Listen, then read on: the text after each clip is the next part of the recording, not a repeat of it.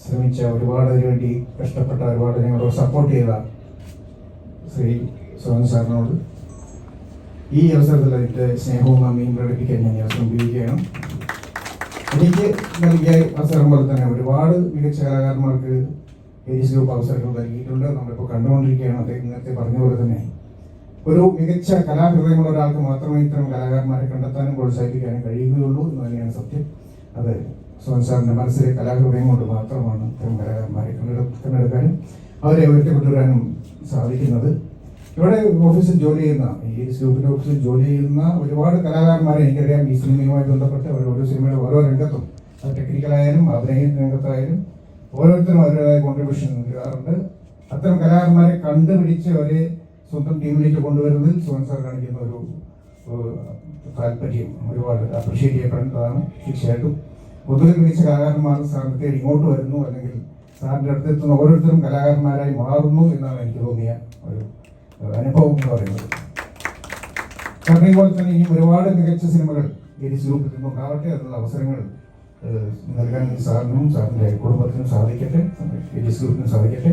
ഒരുപാട് മികച്ച സിനിമകൾ ഉണ്ടാവട്ടെ എന്ന് പ്രാർത്ഥിച്ചുകൊണ്ട് ആശംസിച്ചുകൊണ്ട് ഞാൻ ഡോക്ടർ അവസാനിപ്പിക്കുന്നു. Thank you.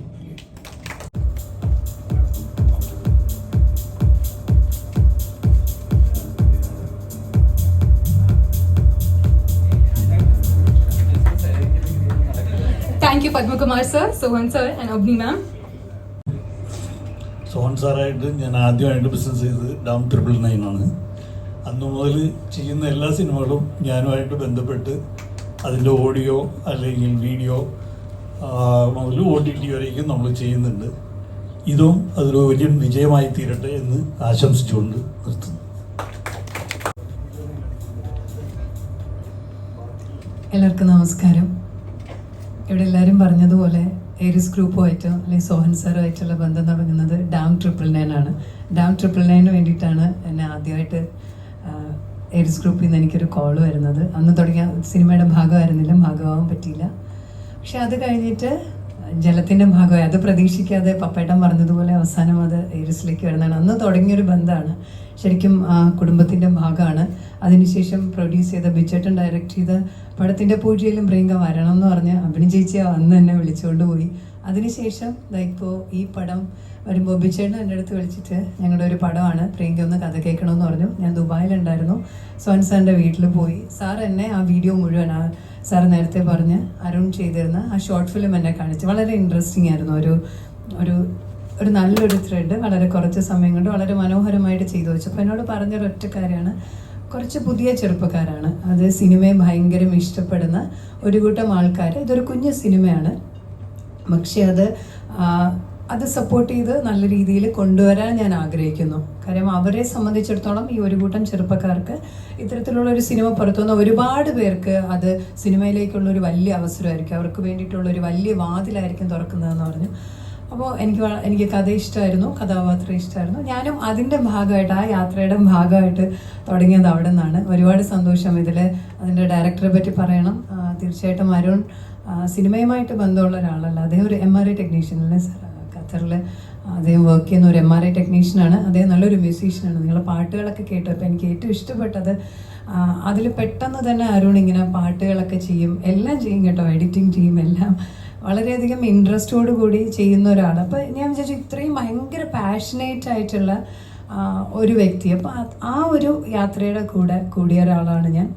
അത് തീർത്തും പറയുന്നു, ഒരു കുഞ്ഞ് നല്ല സിനിമയാണ്, മനോഹരമായിട്ടുള്ളൊരു ത്രെഡാണ്. അപ്പോൾ ആ ഒരു പരിമിതിക്കുള്ളിൽ നിന്നിട്ട് ചെയ്യാൻ പറ്റുന്നിടത്തോളം ഒരു കൂട്ടമായിട്ട് എല്ലാവരും ചെയ്തിട്ടുണ്ട്. എല്ലാവരും അതിൽ വർക്ക് ചെയ്ത ഓരോരുത്തരും തീർച്ചയായിട്ടും അപ്രീഷിയേറ്റ് ചെയ്യുന്നു. ആൻഡ് നിങ്ങൾക്ക് എല്ലാവർക്കും ഒരു വലിയ വാതിലിൻ്റെ തുടക്കം. അനീഷ് എല്ലാവരും ഉണ്ട് ഇവിടെ.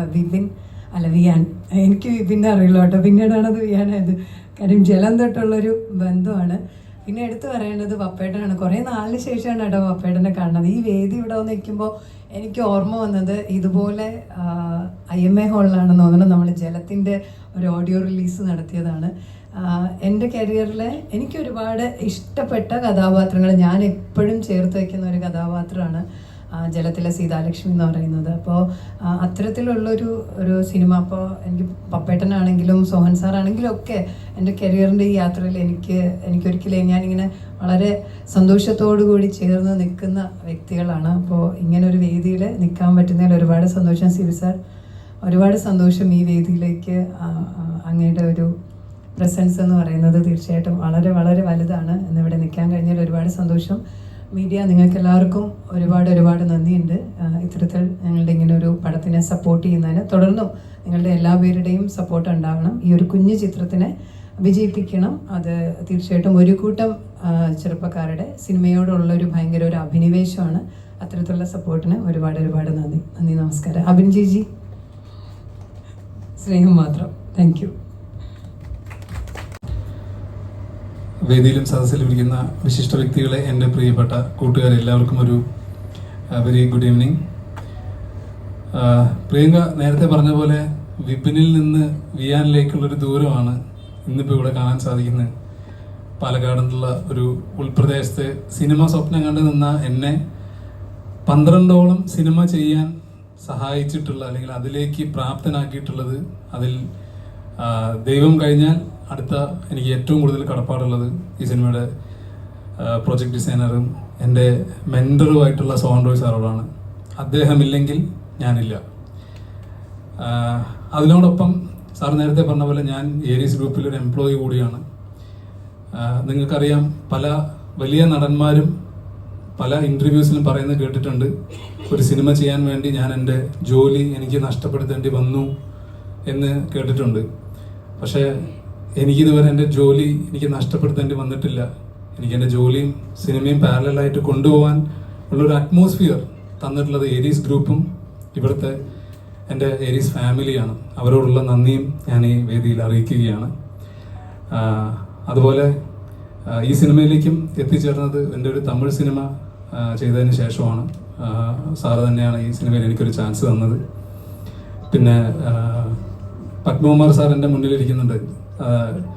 കുറേ എന്താ പറയുക, നമ്മളുടെ ഒരു വലിയൊരു കോയിൻസിഡൻസ് കൂടിയാണ് ഈ ഒരു വേദി എന്ന് പറയുന്നത്. കാരണം ഞാൻ ഏരീസിൽ ജോയിൻ ചെയ്തിട്ട് സാറിൻ്റെ കൂടെ ആദ്യമായിട്ട് ഞാൻ പോയി കണ്ട ഒരു സിനിമ ലൊക്കേഷൻ എന്ന് പറയുന്നത് ജലം സിനിമയുടെ ലൊക്കേഷനിലാണ്.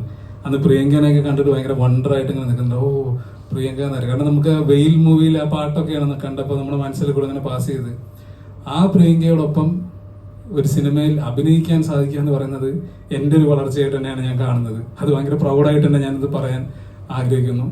അതുമാത്രമല്ല, ആ സിനിമയുടെ ഡയറക്ടർ പത്മകുമാർ സാറായിരുന്നു. അദ്ദേഹവും എൻ്റെ മുന്നിൽ ഇരിപ്പുണ്ട്.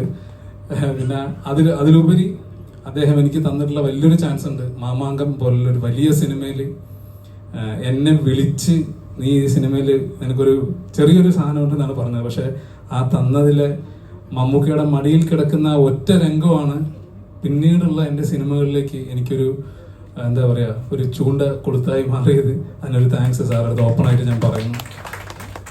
പിന്നെ സിബി സാറ് കൂടെ എനിക്ക് വർക്ക് ചെയ്യാൻ സാധിച്ചിട്ടില്ല. പക്ഷേ കിരീടത്തിലെ കണ്ണീർ പൂവിൻ്റെ എന്നുള്ള പാട്ട് ഞാൻ ഒരുപാട് സ്റ്റേജുകൾ പാടിയിട്ടുണ്ട്. എനിക്കത് ഭയങ്കര ഇഷ്ടമുള്ളൊരു പാട്ടാണ്. സാറ് ഇനി സിനിമയൊക്കെ എടുക്കുമ്പോൾ ഞങ്ങളെപ്പോലുള്ളവർക്ക് ഒരു ചാൻസ് തരണമെന്ന് കൂടെ ഈ വേദിയിൽ വെച്ച് ഞാൻ ചോദിക്കുകയാണ്. പിന്നെ എന്നെ സംബന്ധിച്ച് ഒരു കാര്യം കൂടെ നടന്നിട്ടുണ്ട്. മറ്റൊന്നുമല്ല, സാറ് നേരത്തെ പറഞ്ഞ പോലെ നമ്മളെ ഏറ്റവും കൂടുതൽ വിസ്മയിപ്പിച്ചിട്ടുള്ള നമ്മുടെ കലാനിലയം ഏരീസിൻ്റെ ഭാഗമായിട്ടുണ്ട്. ഇനി അത് ഏരീസ് കലാനിലയം എന്ന് പറഞ്ഞിട്ടുള്ള രീതിയിൽ ഇനിയും ഒരു ഡ്രാമ റിലേറ്റ് ചെയ്തിട്ടുള്ള കാര്യങ്ങൾ നമ്മൾ മുന്നോട്ട് കൊണ്ടുവരികയാണ്.